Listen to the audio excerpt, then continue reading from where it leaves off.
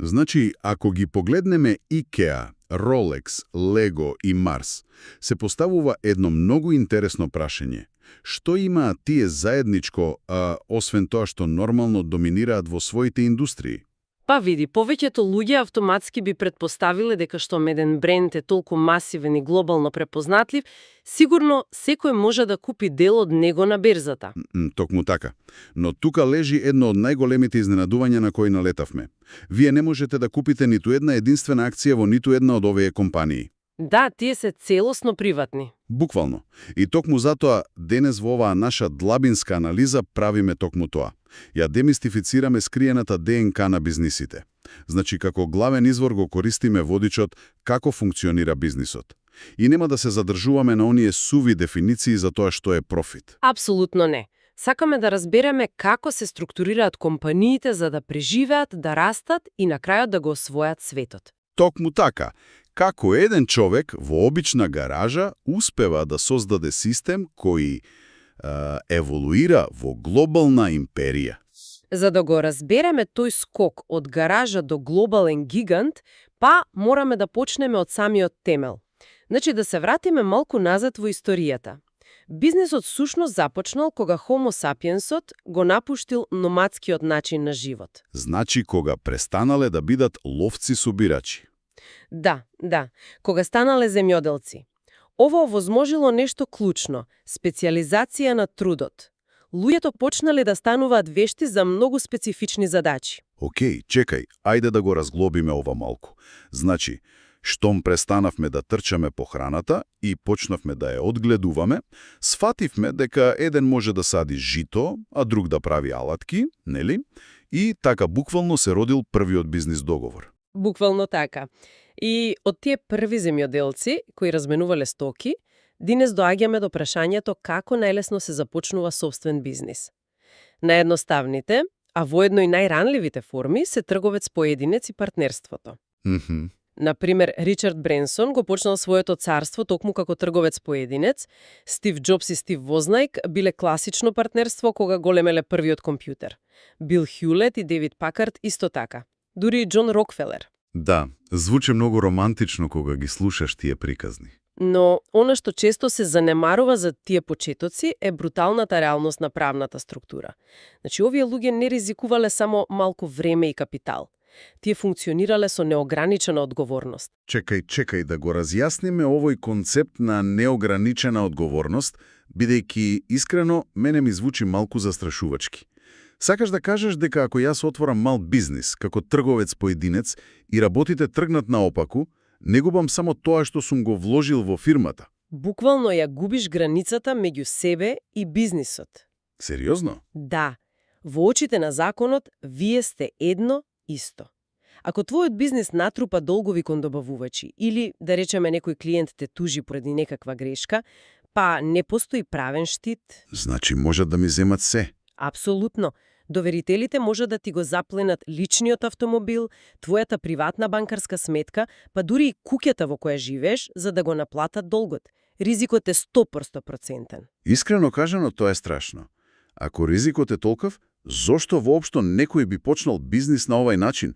Зошто да не се отвори веднаш некоја посложена компанија која нуди заштита? Одговорот лежи во брзината и трошоците, нормално. На почетокот, кога само сакаш да тестираш дали твојата идеја воопшто има пазар, немаш 1000 евра за сложени правни процедури, адвокати, сметководители. Трговец-поединец се отвора брзо и има минимална администрација. Едноставно плаќаш данок на личен доход врз тоа што си го заработил. Точно така. Но токму поради оваа ранливост, стратешките одлуки на почетокот се клучни.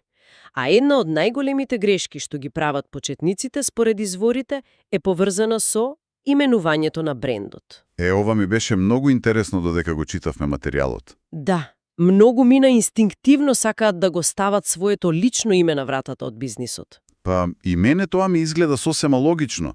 Мислам, ако го ставам моето име, им покажувам на клиентите дека лично гарантирам за квалитетот. Тоа гради доверба, нели?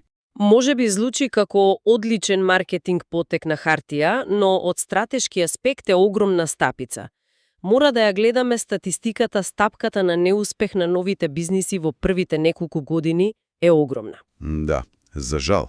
И сега, ако твојот потфат пропадне, а ти си го користил сопственото име, тој неуспех трајно се врзува за твојот идентитет во деловниот свет. Во денешното дигитално доба, алгоритмите на пребарувачите не забораваат ништо. Ако по 5 години сакаш да започнеш нов, сосема различен проект, луѓето ќе го гуглаат твоето име. И првото нешто што ќе им излезе е твојот претходен банкрот. Вау! Значи, егото мора да се тргне на страна. А што правиме со оние бизниси кои се обидуваат да бидат паметни и бираат имиња кои намерно звучат многу слично на веќе познати гиганти? Го знаеш она кога ќе видиш локален бренд што потсетува на некој светски ланец? Тоа е уште полоша стратегија. Во ерата на интернетот, ако твоето име е дури и малку слично со етаблиран конкурент, ти практично стануваш невидлив. Како тоа? Па, алгоритмите се дизајнирани да го фаворизираат авторитетот. Кога некој ќе го бара твојот сличен бренд, Google автоматски ќе претпоставила дека направиле печатна грешка и ќе ги пренасочи кон големата компанија. Ах, има смисла. Затоа е клучно да не ја копирате конкуренцијата. Потребно е дескриптивно, уникатно име кое веднаш јасно кажува кој проблем го решава бизнисот.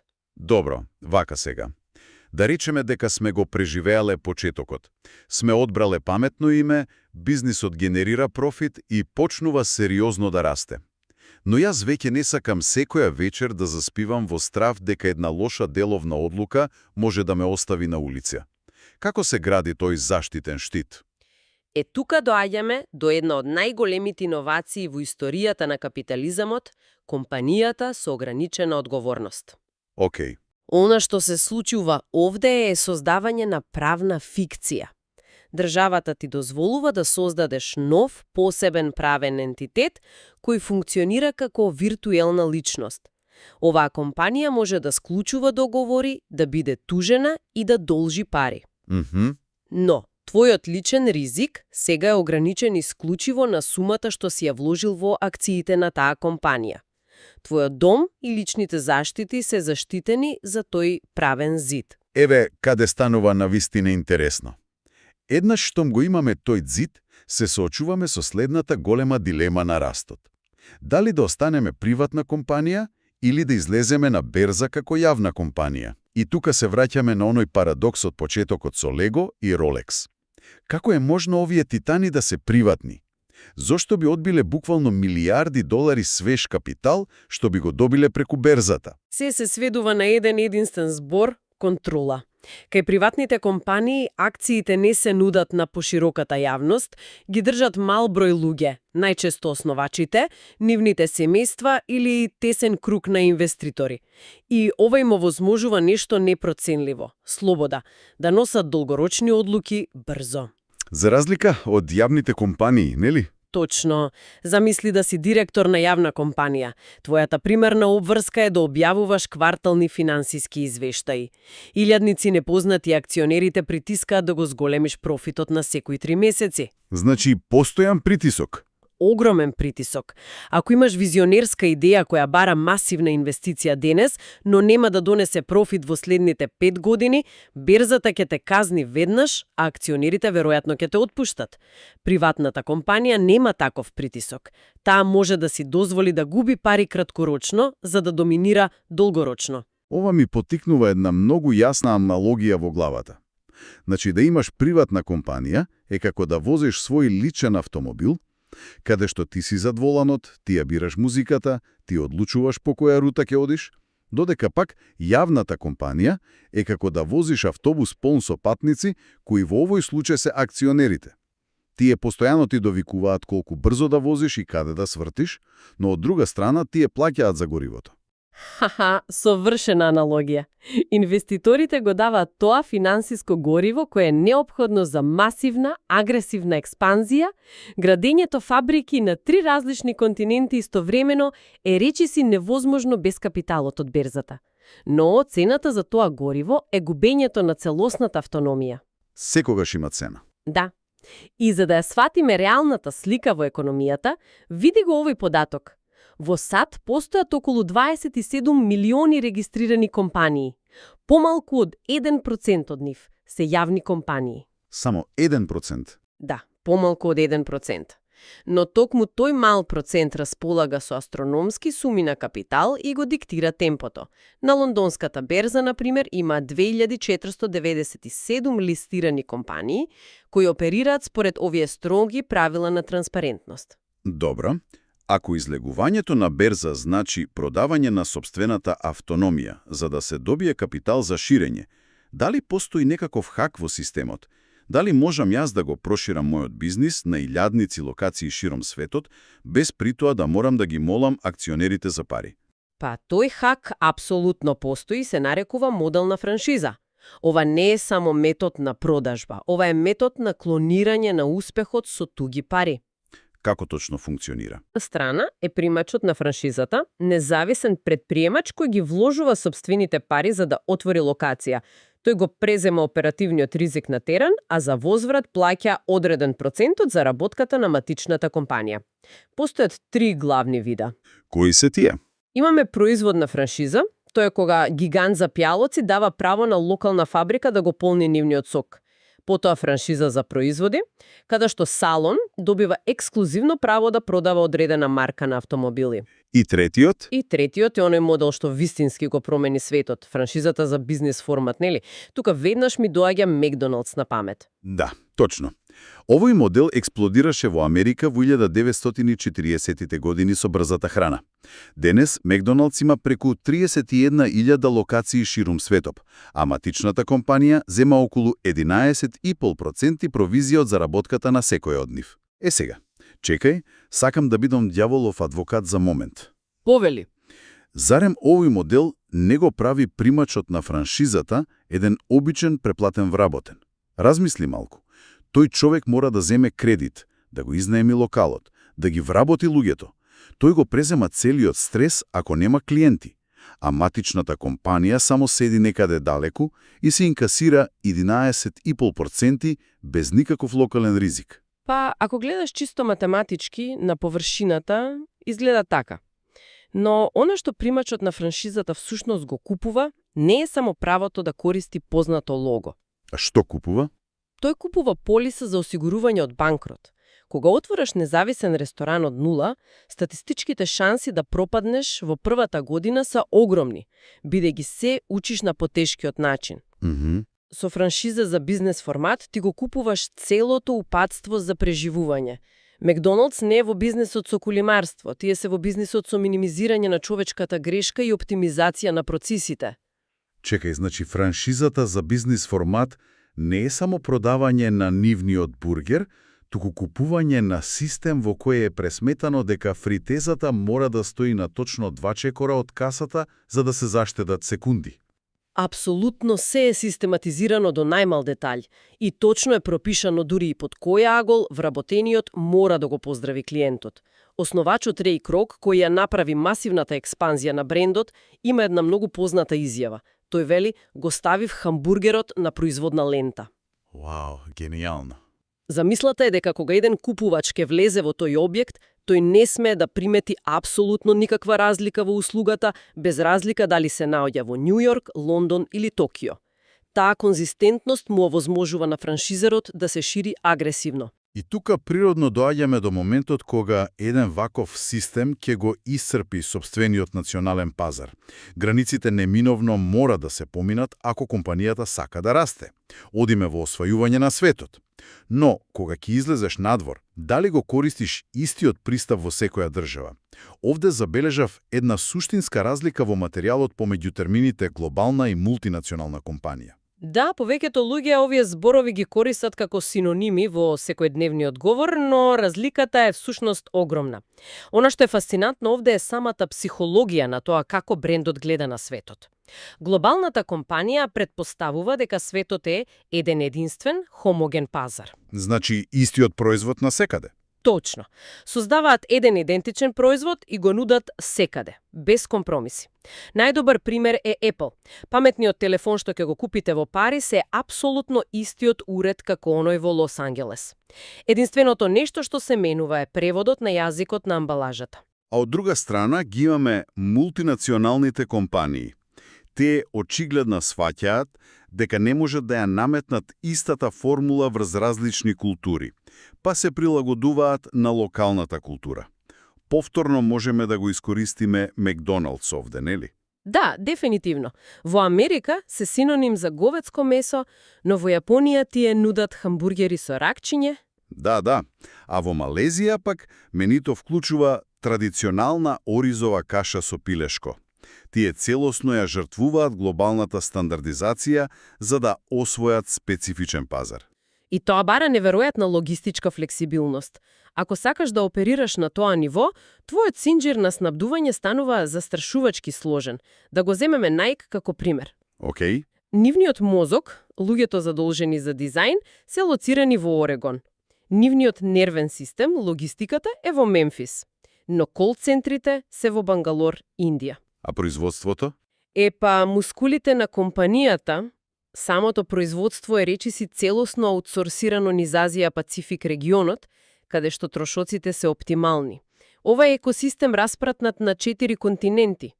Значи, глобалната компанија е како бенд која свири истата песна на секој концерт во светот, додека мултинационалната компанија ги менува инструментите и ритмот во зависност од тоа во кој град настапува. Ха-ха, многу прецизна споредба.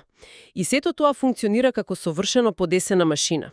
Искрено, кога ги слушам овие примери Nike, Apple, McDonald's, се врти околу една единствена оска – профит, немилосрдно освојување на нови пазари.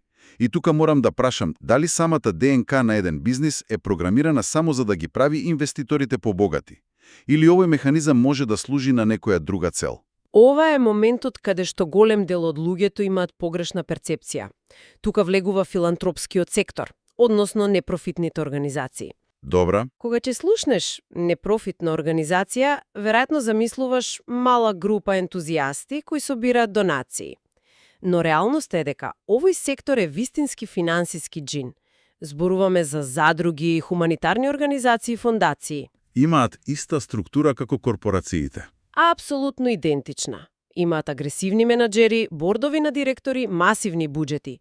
Тие генерираат огромен вишок на средства.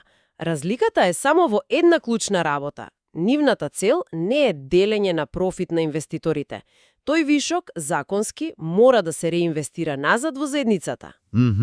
И види ги податоците во САД. Неверојатни. 9,2% од сите исплатени плати доаѓаат токму од овој сектор. Чекај, над 9%. Тоа е сериозна бројка. А имаме ли примери каде вакви организации стануваат меѓународни джинови? Секако.